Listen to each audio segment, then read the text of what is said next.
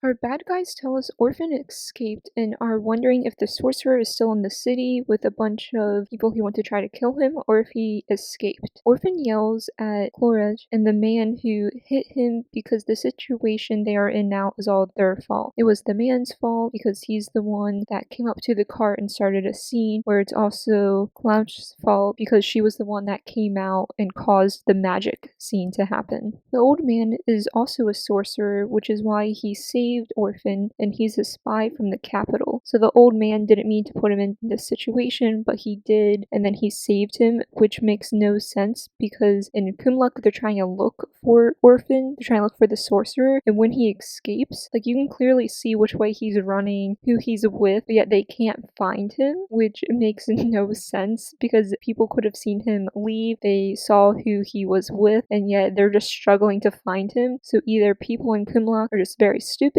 or people in Kumlok don't hate sorcerers as much as they say they do because they're kind of protecting Orphen. Azil learns that there was an explosion in Kumlok, and she knows right away that it was probably Orphen who is now in Kumlok, which she's kind of happy about. She also tells us a history lesson on the dragons and goddesses, just the history of sorcery. This is all from the book of Sister Teresa wrote. Tower of Fane learns that Orphen went after Alzo in Kumlok, and that's where they both are now, and Azil is alive because Childman died instead. So the whole entire scene where Azil was a dragon, but now she's not a dragon, they finally learned that Childman was the one who turned into the dragon, and then Azil was the one pretending to be Childman for that short little day or two. So they just learned that Childman has died, Azil's alive, and Orphen is after her, and they're just so behind on what the audience already knows. But at the same time, they were all trying to hide this, that Azil's alive, and Orphen is kind of like working with her, not working with her. So it should be interesting now in future episodes to see what Tower of Fane decides to do about these two. Machin is no longer with the group after the explosion because she had to fulfill her duties in the Holy City and she can't be seen with sorcerers. So she's no longer there, and we don't know in this episode if she got in trouble for potentially being with a sorcerer or not, but we just know Machin is not there anymore. We learn more about the Kimlock Church and their strict rules of entering and leaving the city. In the Holy City only likes purebloods, so when you go into the city there are certain times in the day and you're only allowed to go in if you're a merchant, just so they can keep the sorcerers out, as well as the Holy City is the true Kimlock, and the people in the Holy City, because they're such purebloods, they think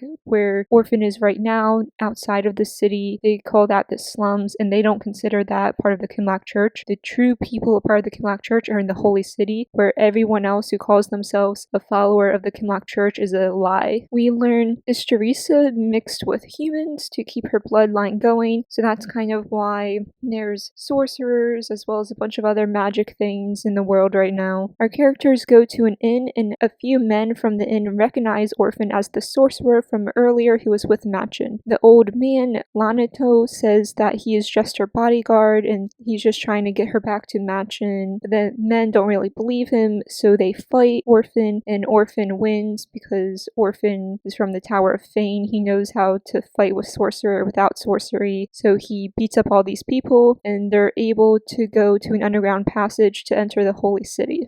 Remember to like, share, and subscribe.